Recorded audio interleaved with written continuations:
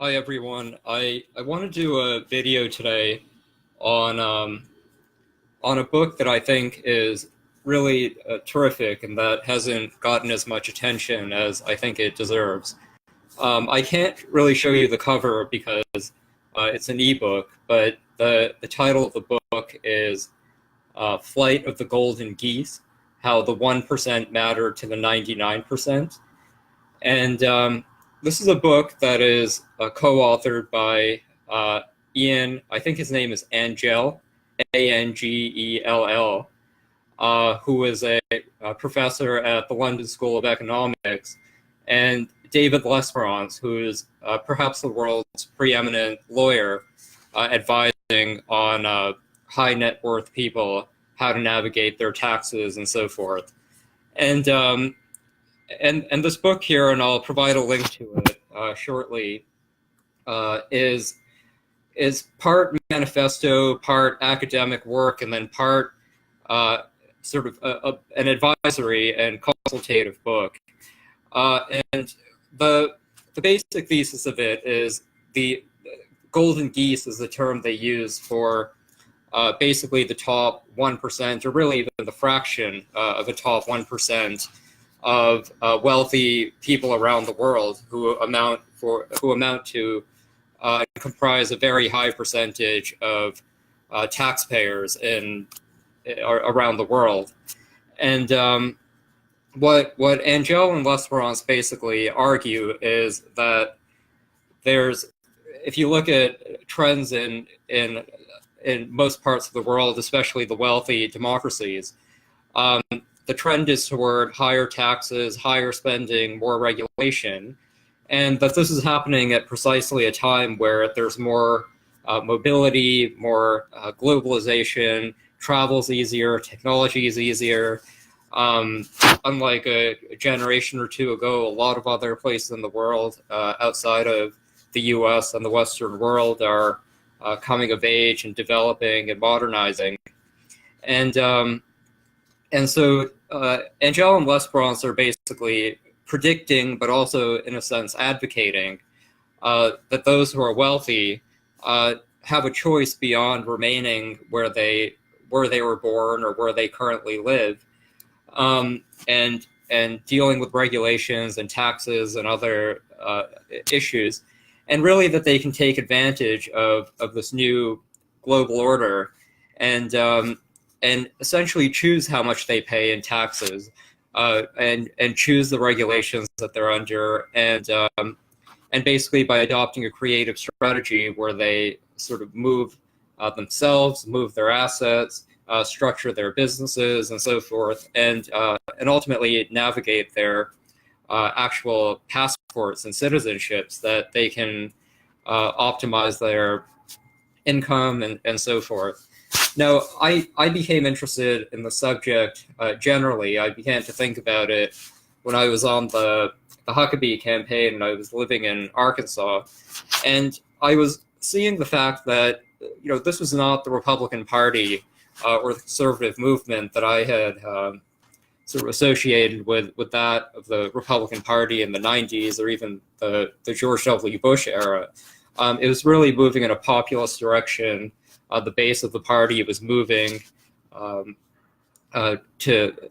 the South and Midwest. The socioeconomic demographic of those who were taking part in the Republican primary were primarily in areas of the country that were outside of the major elite, wealthy coastal areas that were really producing wealth and so forth. And there was a subsequent Brookings study that I cited in a national interest article I wrote, where they, I think I'll have to look it up, but the term was something like high output Democrats versus low output Republicans, basically showing that the areas that Hillary Clinton won were the areas that were producing a great deal economically. And if you look at sort of the distributive impacts of federal spending, you see that a great deal of it goes to red states disproportionately. And so I began to think that if this is how our political makeup and contours are going to look, that this idea of the Republican Party being the champion of tax cuts is going to become more difficult politically, because already the tax regime that we have is so progressive that you have a very small percentage of taxpayers at the top, basically footing the overwhelming majority of the tax bill. And so I basically reached the conclusion that that the political will, a political mandate to cut taxes, even under a unified Republican government, was going to be difficult. And I made this prediction essentially in a national interest article toward the end of 2016, and it basically ended up becoming true. If you look at the despite this so-called historic tax reform that passed recently under Republican government, it was historic on the corporate level, where you had a fairly significant cut. But if you look at the upper income tax rate, this had gotten down into the 20s under Reagan, and then it has crept up, and it reached 39%, a little bit more than 39% under, or about 39% under Obama. And if you look at the original tax bill that the Republican-led House of Representatives passed, they were proposing that upper income rate remain the same, remain at the Obama level. And then only after a push by a few senators, Ted Cruz being notable among them, the final compromise bill, I think, ended up bringing the top rate down to 38.5 or something. And now that the Democrats have control of Congress, it's of the House, it's a more left-wing government that we're going to be seeing, and I think things are not looking good for the Republicans going into 2020. That I think this prediction that Angell and Lesperance are making is broadly correct. That we are going to see higher and higher taxes on the wealthy, more spending, etc. So so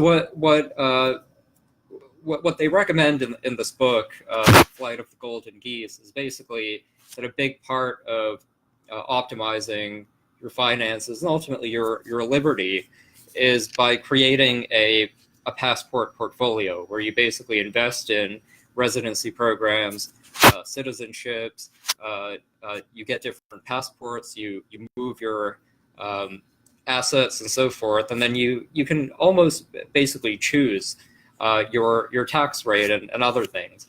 But so after laying out the conceptual theoretical thinking here in the book, toward the end of it, they have here a checklist of factors to consider in choosing citizenship and residency, which I thought was very helpful for more practical planning purposes. Now they have 10 of them here, and I want to run through them. So number one is livability, and they put under that culture, cosmopolitan nature, openness of society, weather, environmental issues. Number two, they have services, so things like schools, healthcare, professional services, etc. Number three, security and stability. So here, stable democratic government, crime levels, terrorism risk, things like that. And then number four, personal taxation.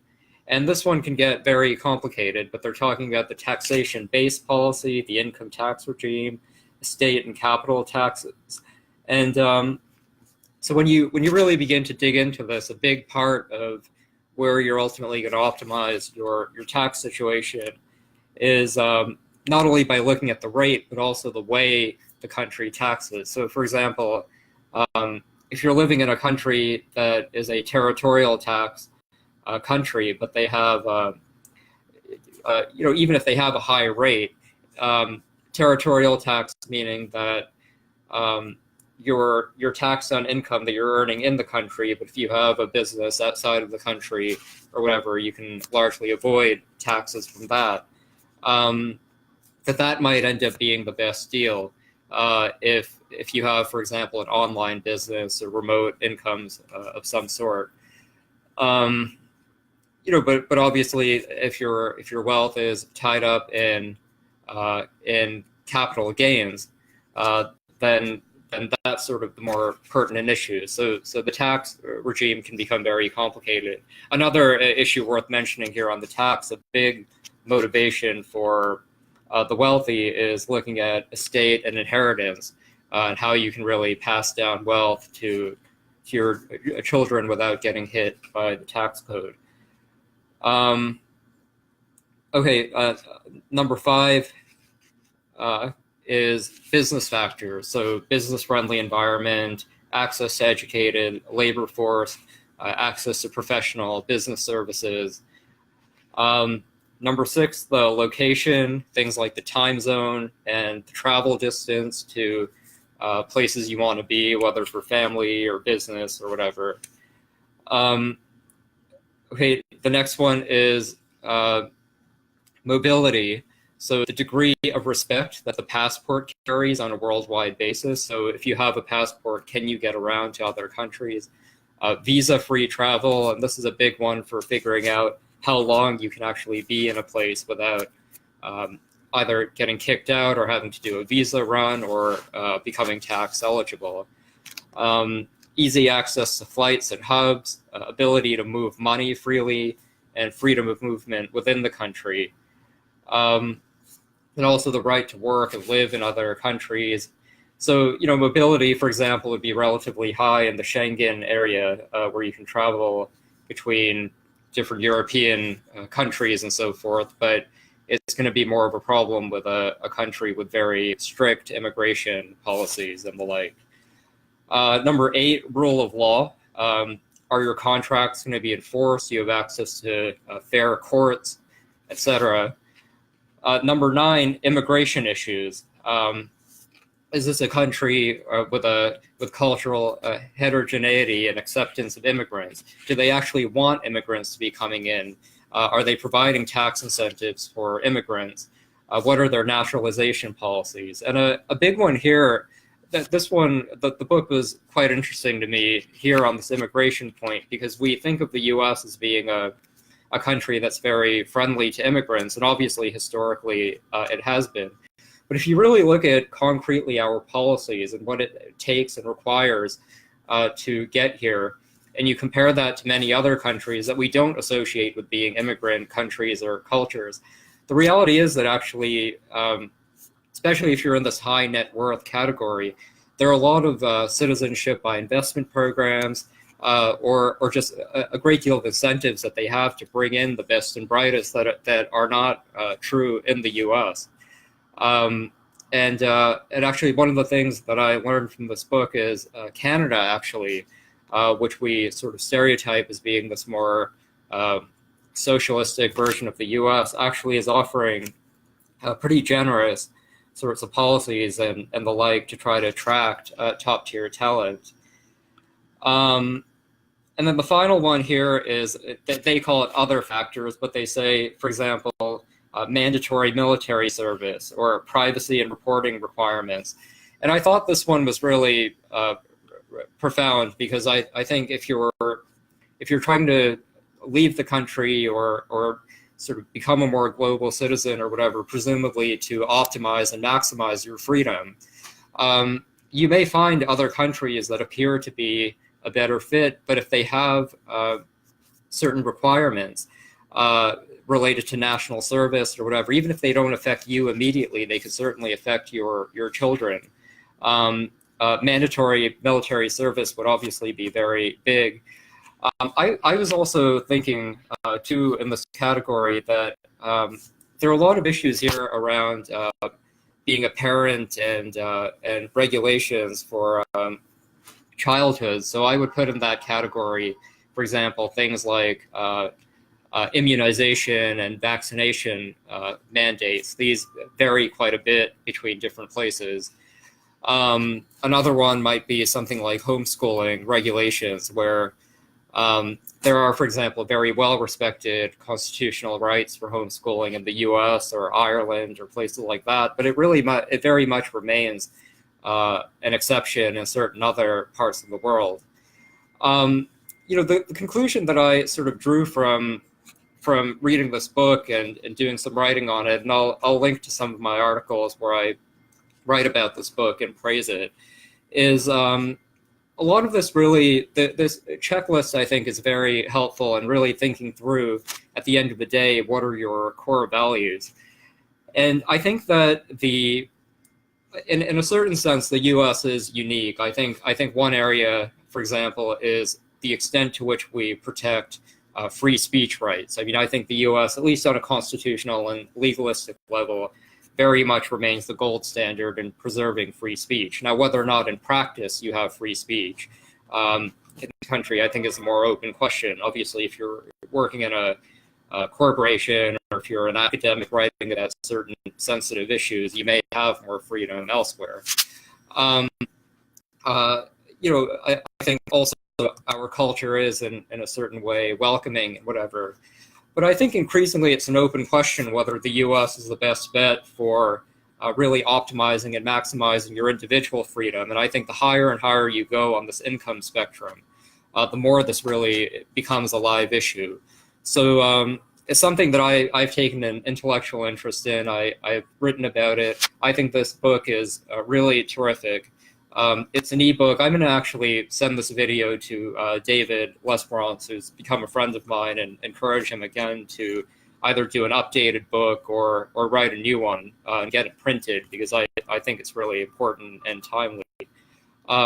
So I hope you'll check it out. I also hope that, as I'm doing right now with my own finances and my own thinking, really not taking for granted just because we were born here or we've become accustomed to living in a certain place, taking for granted that we have to put up with high and, in my view, higher increasing taxes, burdensome regulations, a culture that's egalitarian and increasingly, I would argue, poo-pooing or shunning the aspirations of outliers in our society who want to do creative things, want to build wealth, want to start businesses, and see whether there's a way to diversify and take advantage of better incentives, better cultures, better climates, and do it creatively. So having a business in one place, living in different places, traveling between different places, becoming a citizen of multiple countries, and maybe even renouncing your citizenship ultimately from the U.S., which remains basically the only major country in the world with citizenship-based taxation. So I'll post the link here to the book. I think it's terrific, and if you're already in this high net worth category, I very much recommend working with David Lesperance. And then I will also post some links here to some articles I've written on the subject. Talk to you soon.